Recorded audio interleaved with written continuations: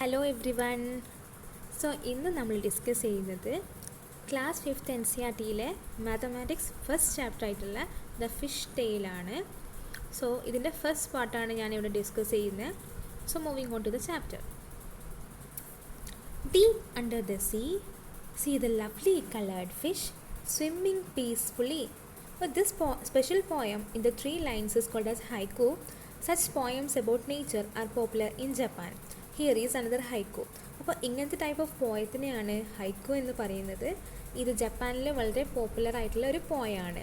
ഞാൻ once more repeat ചെയ്യാം. Deep under the sea the lovely coloured fish swimming peacefully. Okay, then moving on to the next haiku.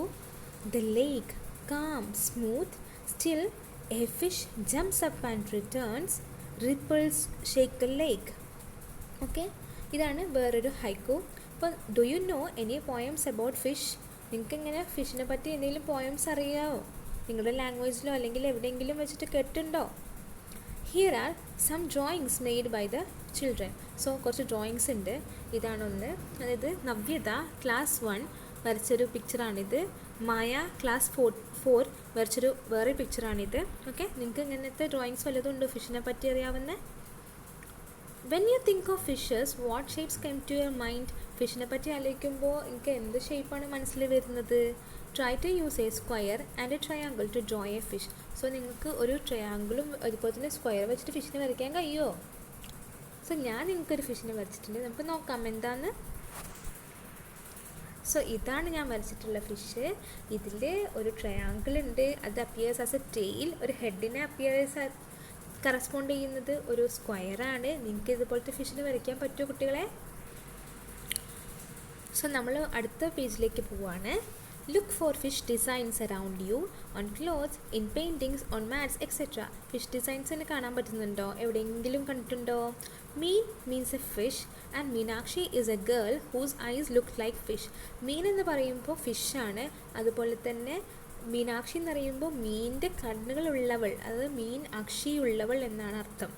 Can you think of someone who has such eyes? നിങ്ങൾക്ക് ഇങ്ങനെ അറിയാവുന്ന ആരെങ്കിലും ഉണ്ടോ? Draw a face with fish eyes. Fish eyes വെച്ചിട്ട് ഇതൊരു ടാസ്ക്കാണ്. നിങ്ങൾക്ക് ഫിഷിൻ്റെ കണ്ണുകൾ പോലെ ഒരു പെൺകുട്ടീനെ അല്ലെങ്കിൽ വരയ്ക്കാൻ പറ്റുമോ? ഒരു ഫേസ് വരയ്ക്കാൻ പറ്റുമോ?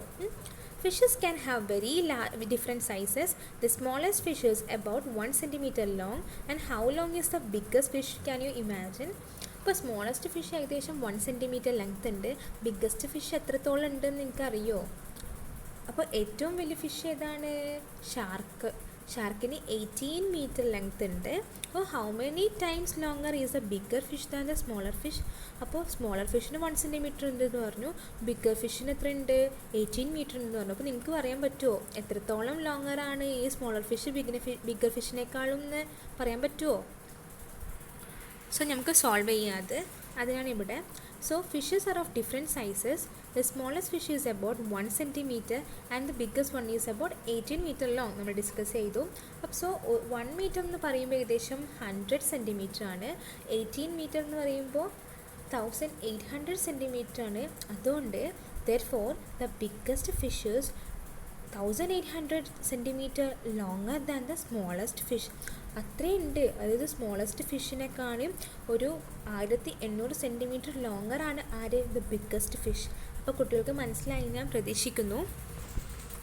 നമുക്ക് അടുത്തതിലേക്ക് പോകാം. The biggest fish is the whale shark. It is not a whale but a big fish. Whales are different from that of fish. Whales breathe like we do through their noises. Whales ഫിഷും തമ്മിൽ different ആണ്. വെയിൽ എന്ന് പറയുന്നത് നോസസിലൂടെയാണ് ശ്വസിക്കുന്നത്. നമ്മളെപ്പോലെ തന്നെ നമ്മൾ എങ്ങനെയാണ് ശ്വസിക്കുന്നത്? നോസിലൂടെ അല്ലേ? അതുപോലെ തന്നെയാണ് വെയിൽസും ബ്രീത്ത് ചെയ്യുന്നത്. But fishes have no noses and they take in water not air. അവർ വാട്ടറാണ് ഇൻടേക്ക് ചെയ്യാറ്. പക്ഷെ വെള്ളമല്ല, എയറല്ല. നമ്മളെപ്പോലെ അവർ എയറല്ല ഇൻടേക്ക് ചെയ്യുന്നത്. Whales give birth to babies but fishes lay eggs. Whales എന്തെന്ന് വെച്ചാൽ അവരുടെ ബേബീസിന് ബർത്ത് കൊടുക്കും. പക്ഷെ നമ്മളെന്ന് പറയുമ്പോൾ അവർ പ്രസവിക്കുക ചെയ്യുക. പക്ഷെ അത് നമ്മളെപ്പോലെ തന്നെ. പക്ഷെ ഫിഷ് എങ്ങനെയാണ്? ഫിഷ് ലേ എഗ്സ് ആണ്. അവർ മുട്ടയിടലാണ് ചെയ്യാറ്. The whale shark fish looks big and dangerous. നിങ്ങൾ കണ്ടിട്ടുണ്ടോ whale shark ഫിഷിനെ?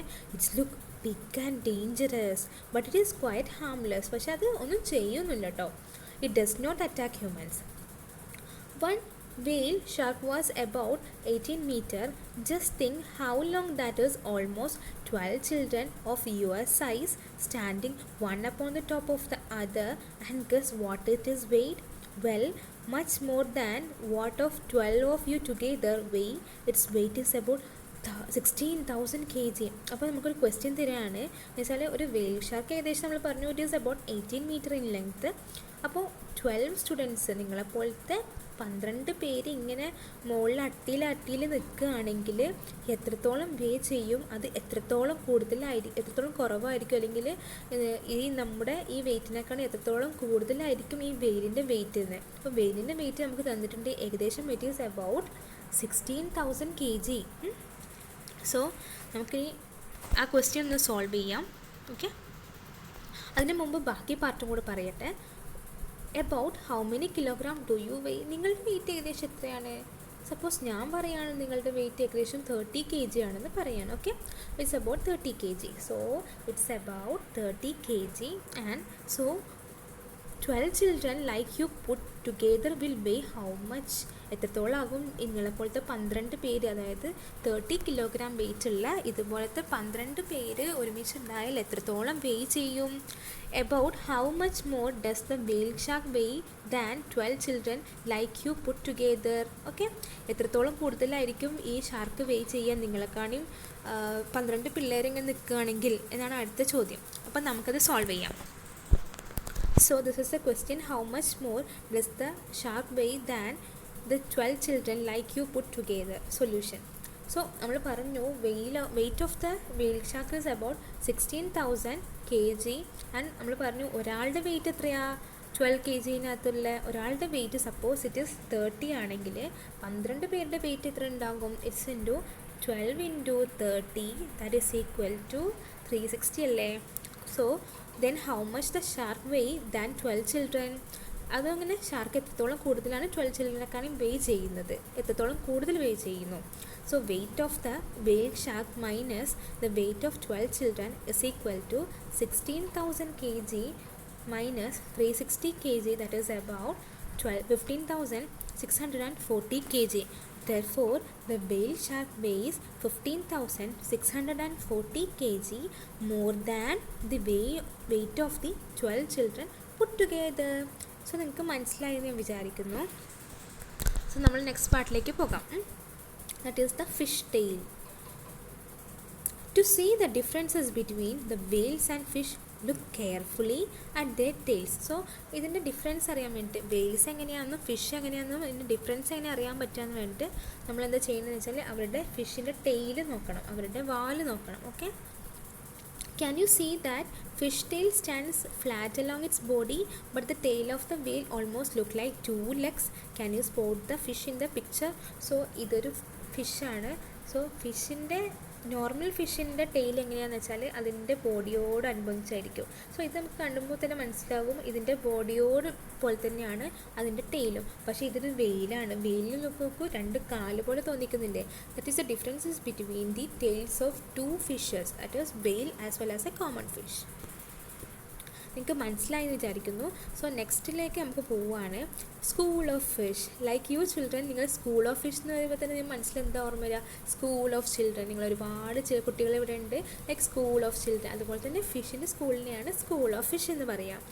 Fish like to swim together in the sea in a big groups known as school of fish. അപ്പോൾ എന്താണ് സ്കൂൾ ഓഫ് ഫിഷ് കൊണ്ട് പറയുന്നത്? ഒരുപാട് ഫിഷുകൾ ഒരുമിച്ചാണ് മൂവ് ചെയ്യുക, അതുകൊണ്ടാണ് അതിനെ സ്കൂൾ ഓഫ് ഫിഷ് എന്ന് പറയുന്നത്, അല്ലെങ്കിൽ സ്കൂൾസ് ഓഫ് ഫിഷ് എന്നും. In their school they feel safe from the bigger fish. Do you feel safe in your school? Okay, അവരുടെ സ്കൂളിൽ അവർ ബിഗ്ഗർ ഫിഷിനെ നോക്കുമ്പോൾ അവർ ഭയങ്കര സേഫാണ്. കാരണം ബിഗ്ഗർ ഫിഷ് സംടൈംസ് ഡേഞ്ചറസ് ആണ്. അപ്പോൾ അവരെ ചിലപ്പോൾ പിടിച്ചുകൊണ്ട് പോവുമായിരിക്കും. അപ്പോൾ അവർ ഒരുമിച്ചാണ് പോവല്ലേ, അതുകൊണ്ടാണ് സ്കൂൾസ് ഓഫ് ഫിഷ് എന്ന് പറയുന്നത്. അപ്പോൾ അവരെപ്പോഴും സേഫാണ് ഈ സ്കൂൾസ് ഓഫ് ഫിഷിൽ. അപ്പോൾ നിങ്ങൾ സ്കൂളിൽ സേഫ് അല്ലേ? അല്ലേ? ആണ്. സോ നമ്മൾ നെക്സ്റ്റ് പാർട്ടിലേക്ക് പോവാണ്. To scare away the bigger fish, some smaller fish drink up a lot of water, swells up and look big. So അവരെ പേടിപ്പിക്കാൻ വേണ്ടിയിട്ട്, ബിഗ്ഗർ ഫിഷ് എന്തായാലും സ്മോളർ ഫിഷിനെ കണ്ടാൽ പിടിച്ചുകൊണ്ട് പോകും. അപ്പോൾ അവരെ പേടിപ്പിക്കാൻ വേണ്ടിയിട്ട് അവരെന്താ ചെയ്യുകയെന്ന് വെച്ചാൽ ഒരുപാട് വെള്ളം കുടിക്കും. എന്നിട്ട് അവർ വീർത്ത് ഒരു വലിയ ഫിഷ് പോലെ തോന്നിക്കും. ഇപ്പോൾ ഈ പിക്ചറിനകത്ത് നിങ്ങൾക്ക് കണ്ടാൽ മനസ്സിലാകും, ഇതിനകത്ത് ഇത് കുഞ്ഞൊരു ഫിഷായിരുന്നു, വെള്ളം കുടിച്ച് കുടിച്ച് ഇത്ര വലുപ്പമായി, പിന്നെ കുറച്ചും കൂടെ വെള്ളം കുടിച്ചപ്പോൾ ഇതിനെ കണ്ടോ, it's look like bigger. So അടുത്ത ടാസ്കിലാണ് Jhansi used these shapes to make drawings of fish. Now you can also use some shapes to draw the different sea animals shown below. അപ്പോൾ ജാൻസി എന്ന് പറയുന്നത് ഒരുപാട് ഷേപ്സ് ഉണ്ടാക്കിയിട്ടുണ്ടായിരുന്നു, ഫിഷിൻ്റെ ഷേപ്സ് ഒരുപാട് ഉണ്ടാക്കിയിട്ടുണ്ടായിരുന്നു. ഇതൊക്കെയാണ് അവൾ യൂസ് ചെയ്ത ഷേപ്സ് എന്ന് പറയുന്നത്. നിങ്ങൾക്കും ഇതുപോലെ ഷേപ്പ് യൂസ് ചെയ്തിട്ട് ഫിഷിനെ വരയ്ക്കാൻ പറ്റുമോ? ഇത് നോക്ക്, how nicely she made fish out of this shapes. ശരിയല്ലേ? സോ ഇനി അടുത്ത് കാണിക്കുന്നതെന്ന് വെച്ചാൽ കുറച്ച് ഫിഷസാണ്. Sea urchin, eel, lobster, red snapper, clam, octopus, prawns, parrotfish, jellyfish, silver pomfret, crab, squid, cuttlefish. ഇതൊക്കെയാണ് കുറച്ച് ഫിഷസിൻ്റെ name. Which of these sea animals have you seen before? നിങ്ങൾ എവിടെയെങ്കിലും ഇതിനെ കണ്ടിട്ടുണ്ടോ?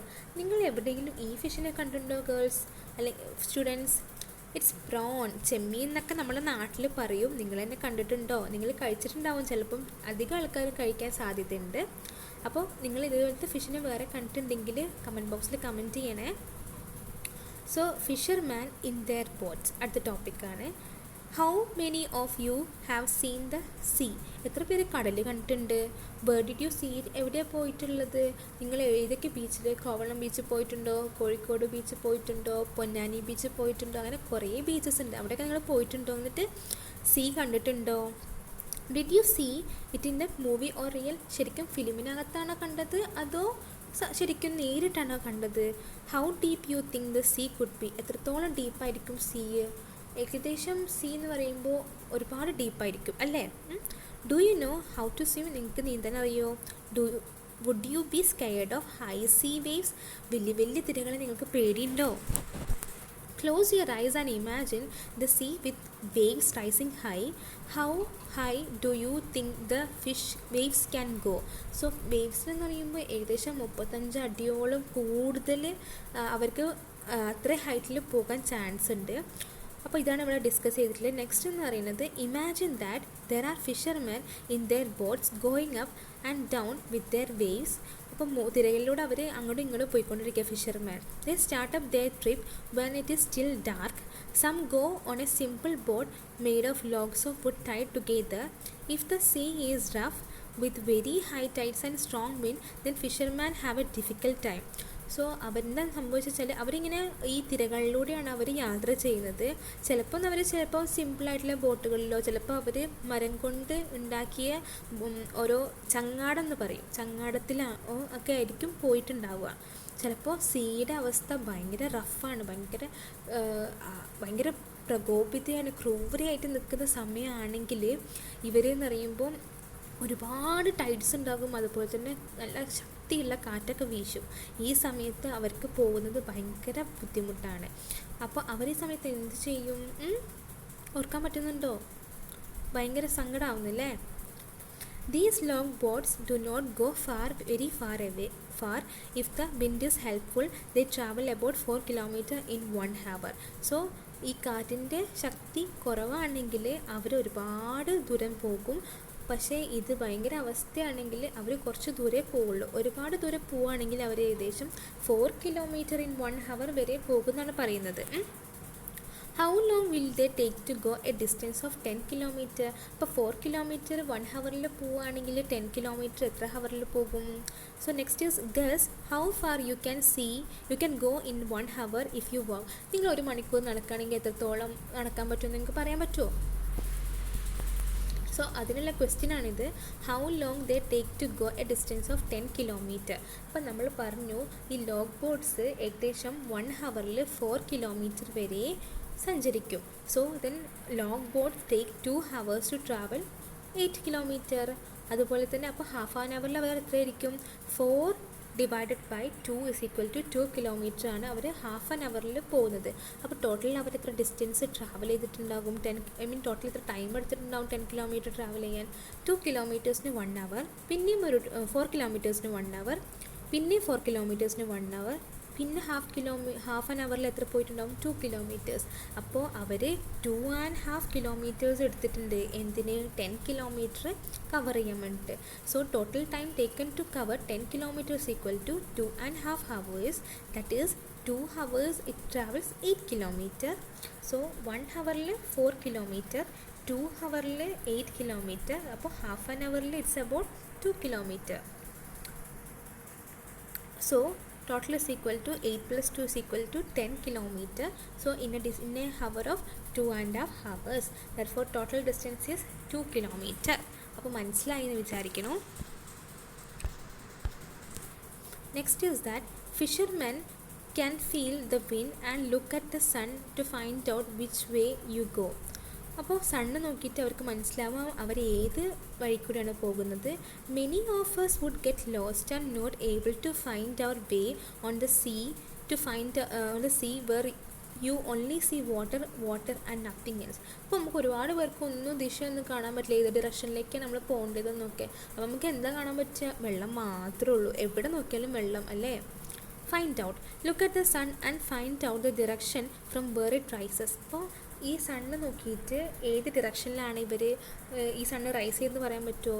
Yes, sun rises in the east, നമ്മൾ പഠിച്ചിട്ടുണ്ട്. So what interesting things do you see in the east? See to your east. അപ്പോൾ ഈസ്റ്റിൽ എന്തൊക്കെ കാണുന്നുണ്ട്? അതുപോലെ തന്നെ name 2 things that is lying to your west. അപ്പോൾ ഇത് ഈസ്റ്റ് ആണെങ്കിൽ ദിസ് മസ്റ്റ് ബി എന്തായിരിക്കും? വെസ്റ്റ് ആയിരിക്കും. അപ്പോൾ ഇവിടെ എന്തൊക്കെ കാണുന്നുണ്ട്? ഇവിടെ നമുക്കൊരു ട്രീ കാണാം, അതുപോലെ തന്നെ ഒരു ഹട്ട് കാണാം, പിന്നെ ഒരാൾ ബോട്ടിൽ ഇങ്ങനെ നിൽക്കുന്ന കാണാം. So these are a man in A boat, A hut as well as A tree can be seen in the west. അപ്പോൾ നിങ്ങൾക്ക് മനസ്സിലായി എന്ന് വിചാരിക്കുന്നു. സോ നമ്മൾ നെക്സ്റ്റ് പാർട്ടിൽ ഇനി ബാക്കി കൂടുതൽ ഡിസ്കസ് ചെയ്യുന്നതാണ്.